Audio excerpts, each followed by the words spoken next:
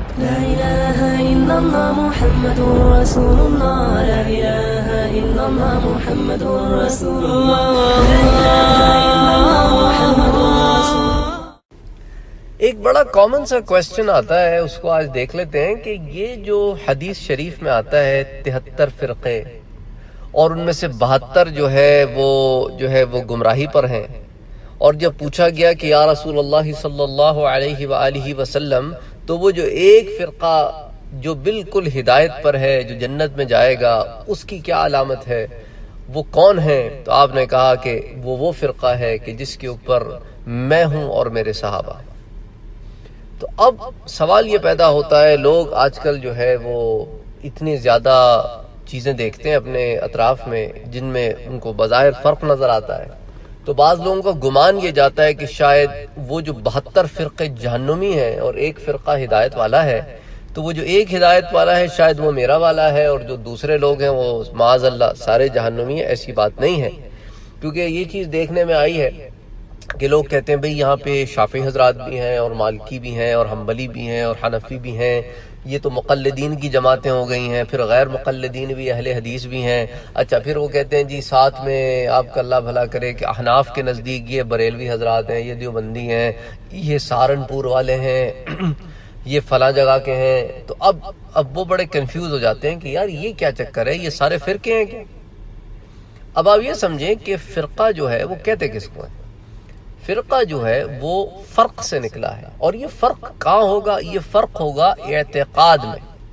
جو اعتقاد ہوتا ہے نا بنیادی، اللہ ایک ہے، اللہ کے رسول ہیں، اللہ کے انبیاء ہیں، حضور اکرم صلی اللہ علیہ وآلہ وسلم اللہ کے آخری رسول ہیں، آپ کے بعد نبوت کا دروازہ بند ہو گیا، آپ خاتم الانبیاء والمرسلین ہیں، جنت ہے، جہنم ہے، روز جزا ہے، مرنے کے بعد ایک دفعہ پھر اٹھنا ہے، اللہ کے آگے سوال و جواب ہونے ہیں، ملائکہ ہیں، جنات ہیں، انسان ہیں، انسان کہاں سے آتا ہے، ارواح ہیں، مطلب یہ تمام جو بنیادی عقائد ہیں نا، قبر ہے، قبر میں جانا ہے سب نے، پھر یہ تمام بنیادی عقائد جو ہوتے ہیں۔ اب اسی طرح اللہ تعالیٰ کی صفات ہیں، اللہ تعالیٰ جو ہے وہ الہ ہے اور اللہ تعالیٰ ہی کی عبادت کی جائے گی، اللہ کے علاوہ کسی اور کی عبادت نہیں کی جائے گی۔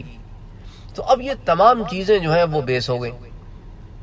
اب یہ بیسز جو ہیں آپ کو سب کے ہاں ملیں گی، یہ احناف کے ہاں بھی ملیں گی، حنفی حضرات کے ہاں بھی، مالکیوں کے ہاں بھی ملیں گی، اور شافعی کے پاس بھی، اور پھر حنبلی کے پاس بھی، اور اہل حدیث کے پاس بھی۔ تو ان تمام کے پاس ان باتوں میں تو کسی کا اختلاف نہیں ہے۔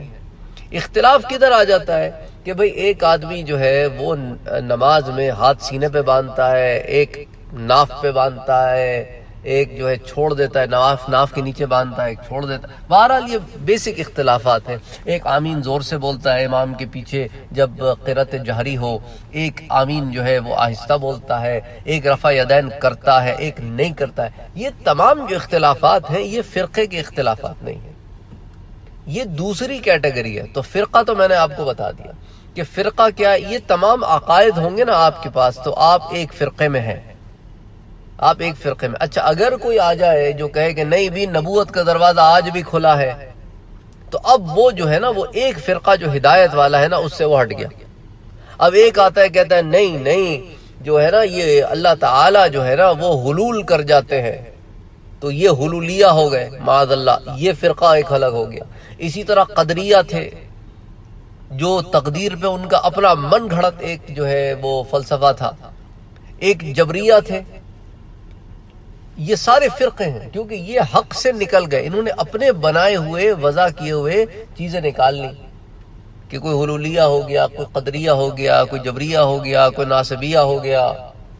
یہ فرقے ہو گئے کیونکہ انہوں نے عقائد میں انفلٹریٹ کیا، عقائد میں انہوں نے اپنی راہیں نکالی، عقیدے میں ان کے مسئلہ تھا، ان کے عقائد ٹھیک نہیں تھے، تو وہ اس طرح فرقہ بن گئے، وہ ہدایت یافتہ راستے سے نکل گئے۔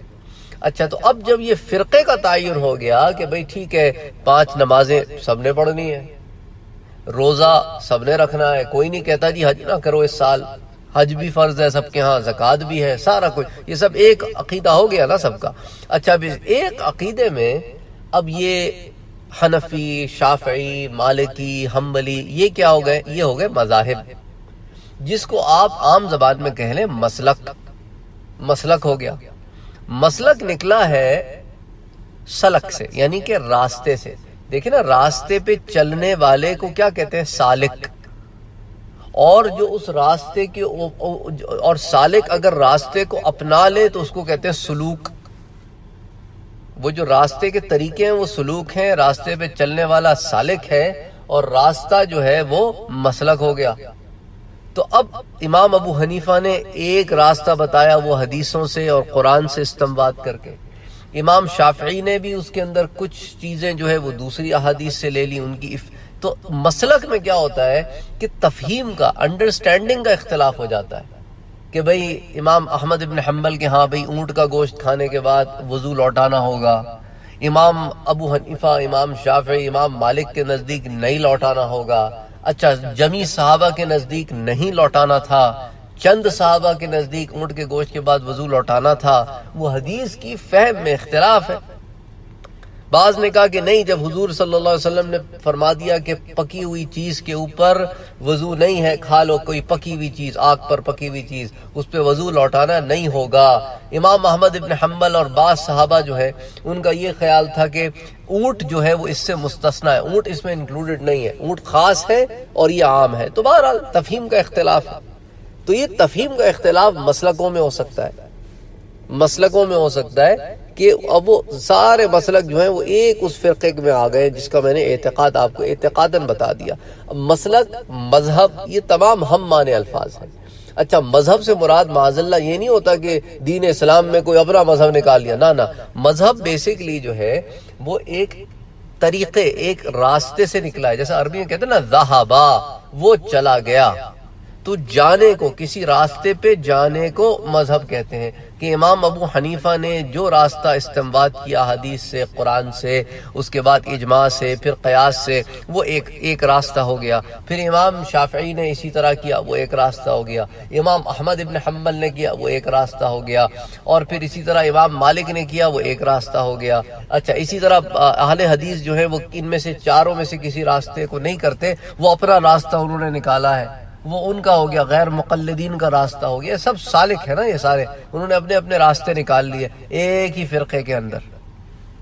تو اعتقاد میں اگر کوئی انحراف کرے گا، اعتقاد سے کوئی پھر جائے گا، تو وہ نکل گیا دین سے۔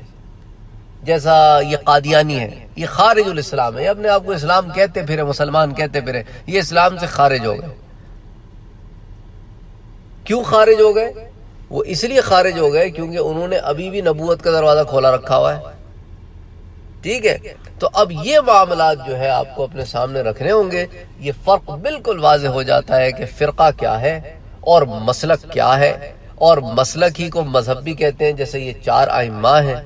پھر اس کے اندر جو ہے وہ اور چھوٹی سی اور ڈیٹیلز آ جاتی ہے۔ بھی احناف کے اندر ہی پھر آپ کو مزید نظر آ جائیں گے مشرب کے، بھئی یہ دیوبندی حضرات ہیں، یہ بریلوی حضرات ہیں، یہ فلانا حضرات ہیں۔ وہ مختلف سکولز ہیں، مختلف سکولز ہیں، سکولز آف تھاٹس ہیں۔ احناف کے اندر، حنفی حضرات میں یہ مختلف سکول آف تھاٹس ہیں۔ یہ دیوبندی سکول آف تھاٹ ہے، یہ بریلوی سکول آف تھاٹ ہے، یہ سہارنپوری سکول آف تھاٹ ہے، یہ کوئی اور سکول آف تھاٹ ہے۔ بہرحال تو یہ ایک موٹی سی بات ہے، اس کو آپ پلو سے باندھ لیں۔ تو اس کے اندر معاذ اللہ ایسے جو لوگ بڑی غلطی کرتے ہیں، جو یہ کفر کے کارڈ لے کے پھرتے رہتے ہیں اور لوگوں کو اسلام سے نکالتے رہتے ہیں کہ بھئی فلاں کافر، تمہارے بزرگ کافر، فلاں تمہارے بزرگ کافر۔ بہرحال ایک عام آدمی کو ان ابحاث میں نہیں پڑھنا چاہیے، اور ایک عام آدمی کو، کیونکہ دیکھیں نا بہت ساری باتیں علماء کی بھی ہوتی ہیں، تو وہ علماء کی باتیں جب عام آدمی آپس میں کرنے لگے نا تو ان کے پاس بیس تو نہیں ہوتی، وہ بس سنائی اور آگے بیان کر دی۔ ان کو پتہ نہیں ہوتا کہ یہ کیوں ہے۔ بہت سارے حضرات سے آپ پوچھیں نا، بابا یہ کیوں ہے، مولوی صاحب نے کہا ہے۔ وہ تو مولوی صاحب ایک سند بن گئی ان کے پاس۔ اصل میں سند کیا ہے؟ قرآن ہے، حدیث ہے اور اجماع ہے۔ کوئی فتویٰ ہو اس کے اوپر، کوئی بیسس تو ہونا کہ بھئی کیوں ایسا ہے، کوئی تو اس پہ گراؤنڈز ہونے چاہیے۔ بہرحال تو لمبی چوڑی بات کرنے کے بجائے مختصراً اس کو آپ یوں سمجھ لیں، وما علینا الا البلاغ۔ ہمارے چینل کو سبسکرائب کرنا نہ بھولیں اور بیل کے آئیکن پر کلک کریں تاکہ آپ کو ریگولر نوٹیفیکیشن اپڈیٹس مل سکیں۔